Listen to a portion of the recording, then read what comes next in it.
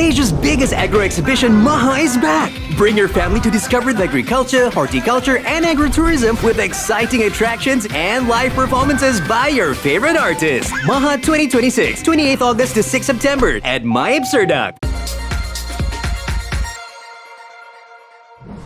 Zahid Hamidi has dismissed claims of outside interference in the appointment of the Negeri Sembilan Menteri Besar. Meanwhile, former Religious Affairs Minister Mujahid Yusof Rawa has responded to questions over the use of the term sakau in relation to issues involving Tabung Haji. All this and more on KiniNews. BN chairperson Ahmad Zahid Hamidi has dismissed claims of outside interference in the appointment of the Negeri Sembilan Menteri Besar in an apparent swipe at Parti Wawasan Negara chairperson Rais Yatim, who had questioned Juasseh assemblyperson Ismail Lasim's appointment. Zahid said he would not entertain such allegations. Berita Harian quoted him as saying that he would not entertain the senility of someone who does not understand the political reality that names must be submitted to the palace. He added that, as BN chairperson, it was only natural for him to submit the letter of credentials along with the proposed names. Reyes had previously questioned a meeting between Zahid and the Negeri Sembilan Yang di-Pertuan Besar, Tuanku Muris, Tuanku Munawir, before Ismail's appointment, noting that the details of the meeting were never disclosed. He also questioned whether the Undang Yang Empat or territorial chieftains had been consulted before the appointment. Ismail was sworn in before Tuanku Muris at Istana Sri Menanti on August 2nd, a day after BN and its electoral partner, Perikatan Nasional, won 25 of the state's 36 seats, securing a two-thirds majority. Meanwhile, Zahid also dismissed speculation that Harapan assembly persons could be appointed to the Negeri Sembilan Executive Council. Former Religious Affairs Minister Mujahid Yusof Rawa has hit back at Umno Youth Chief Dr Akmal Saleh's question over who allegedly looted Tabung Haji. Speaking on KiniTV's Kini Jelas podcast, the Amanah Deputy President pointed out that the Royal Commission of Inquiry report had already identified cases warranting action. Kalau orang Melayu masih lagi nak mewajar-wajarkan juga seperti menyata, mana ada sakau? Sakau tak ada, Bapak Surah. Dalam tu tak sebut sakau. Ya Allah, engkau tipu duit umat Islam tu kau tak kata sakau Engkau tipu akaun umat Islam tu kau tak kata sakau Dan jangan lupa, dalam RCI juga ada disebut dan digesa antara rekomendasinya untuk mengambil tindakan kepada siapa?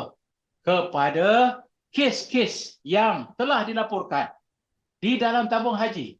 Yang itulah sakau kerana tidak ada pemantauan, tidak ada satu tanggungjawab dan amanah. Masing-masing nak cari habuan dia. Mujahid, who previously faced heavy criticism over Tabung Haji's asset sales during his tenure, also explained that the move was part of efforts to rescue the institution. He stressed that the assets were not sold on a whim, but were sold as part of the process of saving Tabung Haji.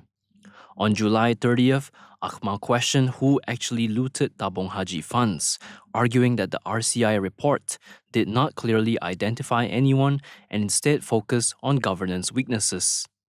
Akmal and other critics also took aim at Prime Minister Anwar Ibrahim's use of the term sakau, noting that it did not appear in the RCI report.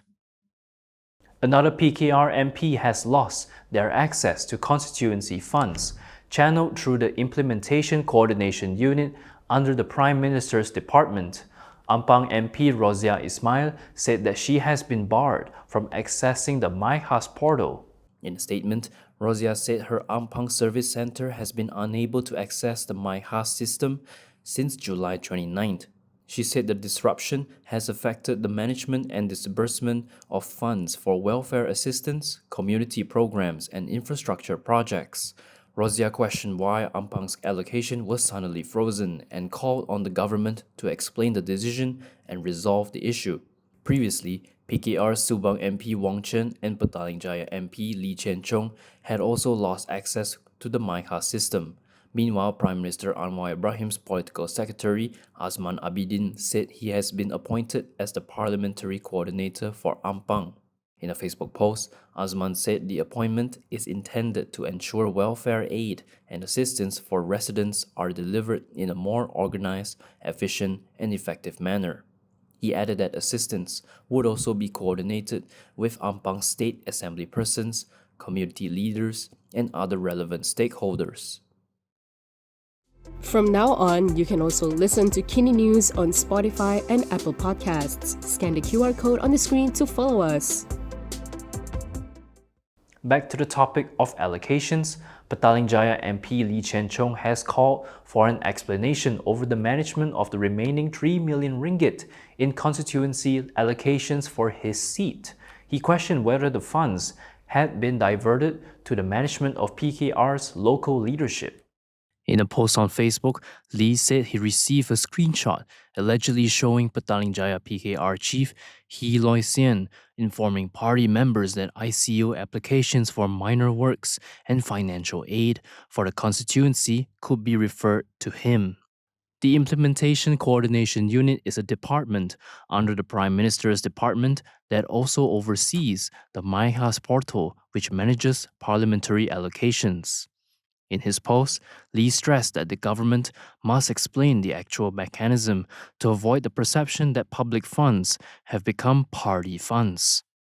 He questioned why money meant for constituents was allegedly being managed by a political party leader instead of the elected representative and asked why the change had not been publicly announced.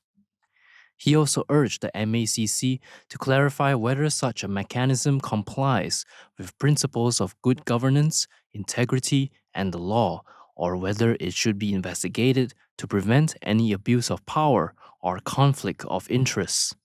He added that the component parties of the coalition government should state their position on the matter. Malaysia Kini has contacted Prime Minister Anwar Ibrahim's press officer, and the ICU for comments. Meanwhile, Bersama co-leader Nik Nazmi Nik Ahmad has defended his party's decision to remain independent, saying lasting political change should not come at the expense of principles. His remarks come after political analyst Tajuddin reportedly said that Bersama should learn from other parties, arguing that no new political party can succeed without a strong political partner. If Malaysia's political history has taught us anything, it is that these alliances almost always come with compromises. Political compromises, policy compromises, and eventually compromises of principle. That is one of the reasons so many Malaysians have become cynical about politics in the first place. He also questioned which party Tajuddin believes Bersama should align itself with, citing concerns over both the newly formed BNPN PAC and Pakatan Harapan's pace in delivering promised reforms. Nik Nazmi stressed that Bersama was not formed to secure titles or positions in government and was established to push for long-delayed reforms, including an independent judiciary, a genuinely independent MACC, and stronger democratic institutions. He said the party aims to offer Malaysians an alternative to politics driven by expediency rather than conviction, and the party's most important partner should be the Malaysian people, not another political party.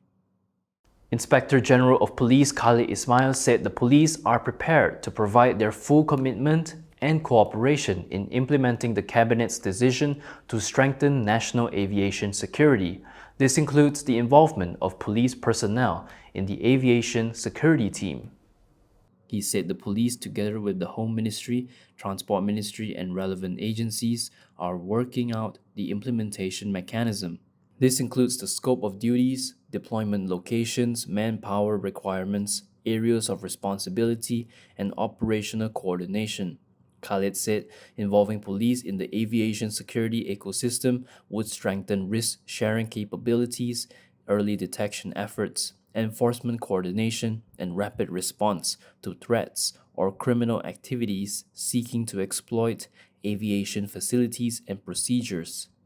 He added that stricter integrated and risk-based security measures would form part of a more comprehensive, layered security system, encompassing access control, screening procedures, security inspections, risk assessments, and strategic cooperation among agencies. Yesterday, government spokesperson Fahmi Fazil said the government would deploy police personnel to the AVSAC team. He said the move is an immediate step to strengthen airport security following the detention of a Malaysian pilot in Indonesia on suspicion of drug smuggling. And that is all from me today. For more stories, you can go to Kinitv.com. You can also follow us on Instagram, X, YouTube, and Facebook for the latest news updates. I'm John. Thanks for watching.